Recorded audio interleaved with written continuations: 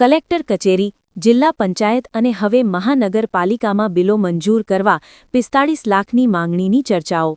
જાણે સુરેન્દ્રનગર જિલ્લાની સરકારી કચેરીઓ ભ્રષ્ટાચારના અડ્ડાઓ બની ચૂકી હોય તેમ વારંવાર ચર્ચાઓ વહેતી થતી હોય છે. તાજેતરમાં જિલ્લા કલેક્ટર કચેરીમાં 1500 કરોડ રૂપિયાનો ભ્રષ્ટાચાર બાબતે ઈડીએ ધામા નાખીને રેડ પાડી હતી અને ગુપચુપ ચાલતો ભ્રષ્ટાચાર ખુલ્લો પડ્યો હતો અને હાલમાં તપાસ ચાલુ જ છે.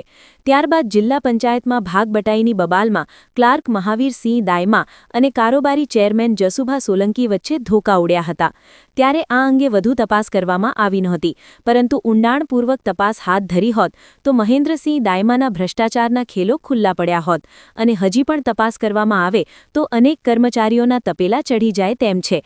કારણ કે મહેન્દ્રસિંહ દાયમાએ મલાઈબાર શાખાઓ અને ટેબલો ઉપર પોતાની સાથે વહીવટ આપી શકે તેવા કર્મચારીઓની નિમણૂક કરીને બાયપાસની આવકનો મોકળો રસ્તો અપનાવ્યો હોવાનું બહાર આવ્યું છે. હાલ 200 કરોડથી વધુના રોડ, રસ્તા, લાઇટ, ગટર, પાણી સહિતના કામો ચાલે છે. સુરેન્દ્રનગર મહાનગરપાલિકામાં 2 કરોડ રૂપિયાના બિલો મંજૂર કરવા 45 લાખ રૂપિયા માંગ્યાની ચર્ચાઓ વહેતી થઈ છે. સુરેન્દ્રનગર મહાનગરપાલિકા બન્યા બાદ ધડાધડ કરોડોના વિકાસના કામો મંજૂર કરવામાં આવી રહ્યા છે.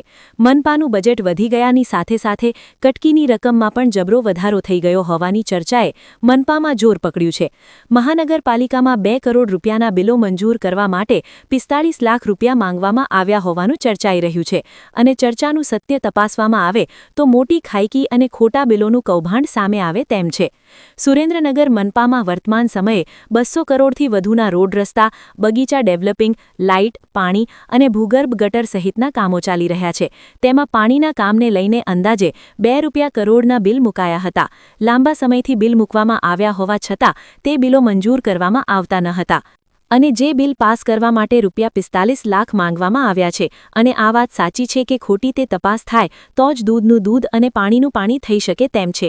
ત્યારે મનપામાં કોન્ટ્રાક્ટરો દ્વારા મોટી રકમના ખોટા બિલ પણ મૂકવામાં આવતા હોવાનું કહેવામાં આવતા હોવાનું પણ ચર્ચાઈ રહ્યું છે. કોના ઇશારે ખોટા બિલો મૂકવામાં આવે છે તેવી મહાનગરપાલિકામાં જોરશોરની ચર્ચાઓ વહેતી રહી છે. 45 લાખ રૂપિયા માંગવા અંગે નાયબ કમિશનર KR ચૌહાણે જણાવ્યું કે 2 કરોડનું બિલ પાસ કરાવવા માટે ₹45 લાખ માંગવામાં આવે તે વાત માનવી ખૂબ જ મુશ્કેલ છે. આવી રીતે રૂપિયા માંગવામાં આવ્યા હોવાની બાબત મારા ધ્યાને આવી નથી. તેમ છતાં આ બાબતે તપાસ કરીશું. કહેવાય છે કે મહાનગરપાલિકાના નાયબ કમિશનર KR ચૌહાણ ભ્રષ્ટાચાર બાબતે આંખ આડા કાન કરતા હોવાથી ભ્રષ્ટાચારી બાબુઓને ફાવતું જડી જતું હોવાથી મહાનગરપાલિકામાં ભ્રષ્ટાચારે માજા મૂકી દીધી હોવાનું જાગૃત નાગરિકો જણાવી રહ્યા છે. બ્યુરો રિપોર્ટ, સમય 24 ન્યૂઝ, સુરેન્દ્રનગર.